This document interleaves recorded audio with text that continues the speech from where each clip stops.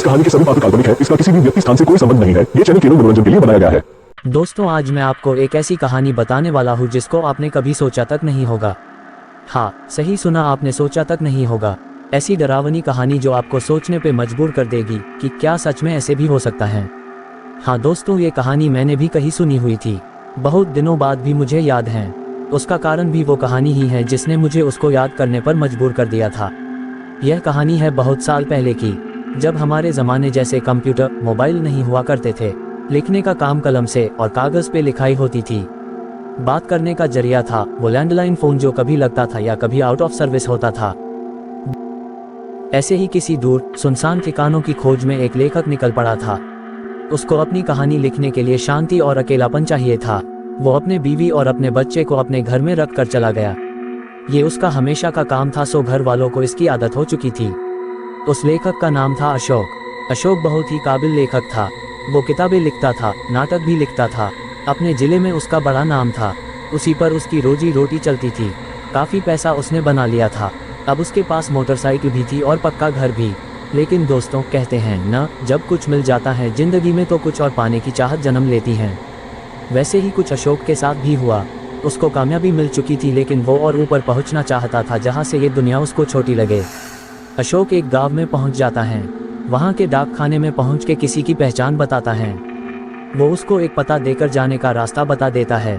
उसकी मोटरसाइकिल चलते हुए एक घने जंगल में चली जाती है। हर तरफ पहाड़ और वहां से गिरते झरने की आवाज़ उसको सुनाई दे रही थी। एक मोड़ आने के बाद उसको कुछ घर दिखाई देते हैं। वहां पे फॉरेस्ट वालों का एक गेस्ट हाउस था, जहां पे अब कोई नहीं रहता था। अशोक ने कुछ दिन वहां रहने का इंतजाम कर लिया था। बाहर से वो गेस्ट हाउस पूरा लकड़ी का बना था, लेकिन वो अंग्रेजों के ज़माने का था, तो उसकी बनावट में वो विदेशी झलक साफ दिख रही थी। बाहर बड़ा सा बरामदा और वहां रखी एक मेज और कुर्सियाँ। उसके बाजू में लकड़ी के खंभे लगे हुए थे। उसके ऊपर मोटा सा गेरुआ रंग पोत दिया था। अशोक के सामान रखते ही वहां का चौकीदार भागते हुए आया और सामान उठाने लगा। अशोक ने उसको रोका और कहा, तुम घनश्याम हो क्या? मुझे बताया था तुम्हारे साहब ने। हाँ साहब, मुझे मेरे मालिक ने यहाँ टेलीफोन करके बताया था कि एक बहुत बड़े साहब आने वाले हैं। घनश्याम ने बड़े ही सादगी से अशोक की तारीफ कर डाली। अशोक को बड़ा सुकून मिला। उसने हंसते हुए कहा, अरे मैं कोई साहब नहीं। तुम्हारे साहब और मैं साथ में पढ़ाई करते थे। मैं लेखक हूँ, कविता, कथा और कुछ नाटक भी लिखता हूँ। तुम्हें नाटक पसंद हैं? अशोक ने उसकी पसंद पूछ ली। अक्सर गांव में नाटक देखने आज भी लोग दूर से आया करते हैं। नाटक वहां लोकप्रिय था। शाम का खाना होने के बाद घनश्याम और अशोक बाहर में बैठ के बातें करने लगे। बाहर आग जल रही थी। दूर से जंगली भेड़ियों की आवाज आ रही थी। घनश्याम अपने आसपास के जगह के बारे में बता रहा था और अशोक कभी उसके ऊपर ध्यान देता तो कभी उन सब चीज़ों को अपनी कहानी में रखने की कोशिश करता। बातें करते करते कब 12 बज गए समझ नहीं आया। घनश्याम बोला, साहब, रात को अकेले बाहर मत निकलिए। बाहर जंगली सुअर, भेड़िए और तो कभी शेर भी आ जाता है, यहाँ कोई भरोसा नहीं। उसको हाँ बोलकर दोनों अपने अपने रूम में सोने चले गए। अशोक को थकान होने के बाद भी नींद नहीं आ रही थी। अब वो खिड़की खोलकर एक कुर्सी पे बैठ गया। जंगलों से बहुत ही डरावनी आवाज़ें आ रही थी। कभी शेर की दहाड़ तो कभी उल्लू की आवाज़। बहुत ही भयानक लग रहा था। उसको लग रहा था जैसे वो सब उसके आसपास घूम रहे हो। वो अब लिखने का सामान खोजता है। अरे, मैं तो कलम लाना ही भूल गया। लगता है सामान मेरे से गिर गया कहीं पे, या फिर मेरे बच्चे ने निकाला होगा, लग रहा है। उसके सामान में बस एक स्याही की बोतल मिलती है। आज उसका दिन बेकार जाएगा, ऐसे सोचते हुए वो वहां रखी अलमारी खोजने लगता है। अशोक को अचानक पुराने से कपड़े में लपेटा हुआ एक बक्सा मिलता है। वो बड़े ही आश्चर्य से उसको खोलता है। अरे वाह, मेरा काम तो बन गया। पेन भी है और एक बढ़िया सी डायरी भी। शायद मेरे दोस्त ने मेरे लिए ला कर रखी होगी। उसको पता है मैं लेखक हूँ। अपने दोस्त का शुक्रिया अदा कर वो उस पेन में स्याही डालता है और वो डायरी खोलता है। वो डायरी बाहर से बहुत पुरानी थी, लेकिन अंदर से एकदम नई जैसे लग रही थी। अशोक घर के अंदर था, लेकिन दूर से झरनों के पानी की आवाज़ वहाँ तक पहुँच रही थी। उसने डायरी के पन्ने खोले और उसमें उसने वो पेन से लिखा, मौत का राज। जैसे ही उसने ये लिखा, जंगल में कोई शिकार हो गया। बहुत जोरों की आवाज़ आने लगी। पंछी इतनी रात को उड़ने लगे थे। सारे जंगल में हलचल होने लग गई। अशोक को भी बड़ा मजा आया। ये जगह उसके लिखने के लिए बिल्कुल सही थी। वो अब लिखना चालू करता है। वो अपनी कहानी में एक राज के बारे में लिखता है जो अभी तक किसी को नहीं पता था। कोई मनहूस साया अचानक से लोगों की बस्ती में आता है और एक एक करके लोगों को मौत के घाट उतरता है। किसी को कुछ भी समझ नहीं आता कि ये सब क्या हो रहा है। लोग भगवान को याद करके सोते और सुबह वही बाहर मौत के हवाले हो जाते थे। हर जगह मौत ही मौत। वो अपनी कहानी में ये लिखता है कि अब वो कहानी ख़त्म करने वाला है। अशोक को कहानी में मज़ा नहीं आता तो वो उसको बहाने में लग जाता। वो कहानी में थोड़ा घुमाव लाने की कोशिश में अपने कहानी में एक आत्मा के बारे में लिखता है।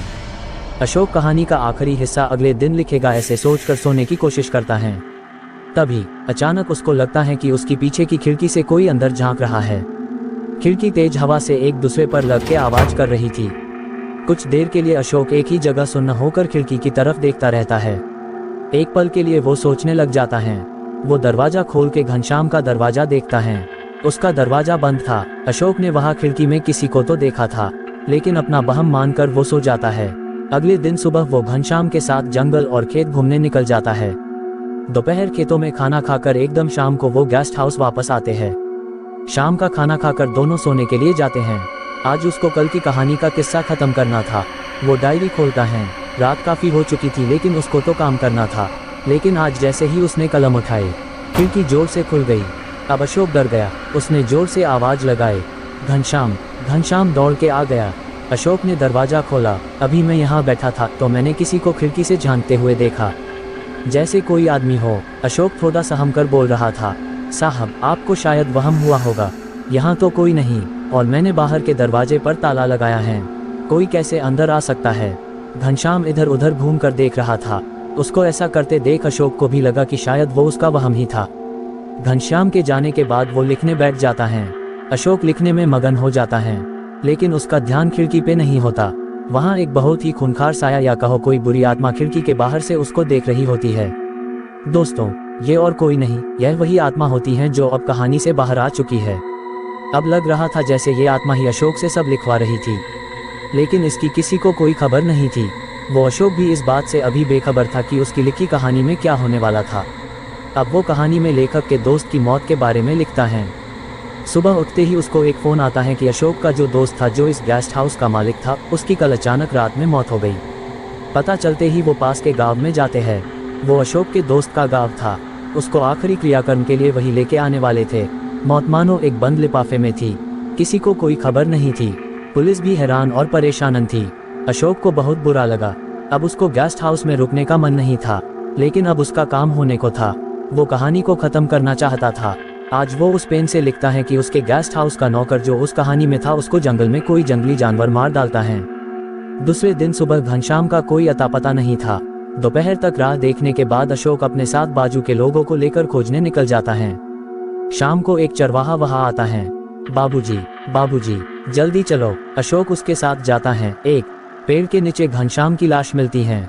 बहुत ही बुरी हालत में जानवरों ने उसको पूरी तरह फाड़ दिया था। देखने लायक नहीं था। पुलिस ने उस लाश को पोस्टमार्टम के लिए भेज दिया। अब अशोक को कुछ अजीब और बहुत ही भयानक होने वाला है लग रहा था। अशोक भी बहुत थक चुका था। गेस्ट हाउस आकर वो अपनी कहानी खत्म करना चाहता था। इतना सब होने के बाद अब उसका मन नहीं लग रहा था। आते ही उसने डायरी निकाली और वो पेन से उसने लिखा कि अब वो कहानी वाली आत्मा लेखक के परिवार को भी खत्म करती हैं। लेकिन किसी को कुछ पता नहीं चल पाया था। ये सब लिखने के बाद वो पानी पीने बरामदे में जाता है। वापस आता है तो वो अंदर का मंजर देखकर उसके पैरों के नीचे की जमीनें खिसक जाती हैं। उसकी डायरी के पास एक बहुत ही डरावनी आत्मा खड़ी थी। अशोक की तरफ देख रही थी। अशोक चिल्ला उठा। बाजू के घर वाले भी आए। उन्होंने भी उस आत्मा को देखा। कुछ देर वही रुककर वो अचानक गायब हो गई। अशोक ने अपनी कहानी वाली डायरी उठाई और उसको गौर से देखने लगा। उस पेन से लिखी हर चीज़ उसके सामने जैसे जन्म ले रही थी। उसको यकीन नहीं हुआ, लेकिन उसने उस कहानी में जो लिखा था वो सब हो चुका था। दोस्त और नौकर की मौत। अब अशोक ने लेखक के परिवार की मौत के बारे में लिखा था। लिखा हुआ तो वो मिटा नहीं सकता था, इसलिए गाड़ी लेकर बहुत तेज घर पहुंचने के लिए निकल जाता है। कहीं न कहीं उसको यह एहसास हो गया था कि उस डायरी या पेन की वजह से ये सब मौतें हो रही थी। अब वो जो भी लिखता वो सब असलियत में हो रहा, लेकिन देर हो चुकी थी। घर बाहर अशोक के रिश्तेदार थे। बहुत भीड़ थी। अशोक थरथराने लग गया। उसके पैर भारी हो गए और चलना मुश्किल हुआ। उसको बीवी और बच्चे की तस्वीर सामने दिखने लगी। उसका हंसता खेलता परिवार खो गया था। एक ही झटके में उसका सुख छीन गया था। अशोक खुद को संभाल नहीं पा रहा था। अपनी लिखी कहानी पे उसको बहुत गुस्सा आ रहा था। उसने अपनी पत्नी की चिता में वो डायरी फेंक दी जिसमें वो कहानी थी। शाम को सब रिश्तेदार जाने के बाद वो अपने आप को कोसते हुए रात तक रोता रहा। लेकिन रात को अचानक खिड़की में वही डरावना खूंखार साया दिखाई दिया और उसको एकदम से याद आया, उसने गेस्ट हाउस से निकलने के पहले अपनी कहानी का अंत लिख लिया था। उस लेखक की मौत एक राज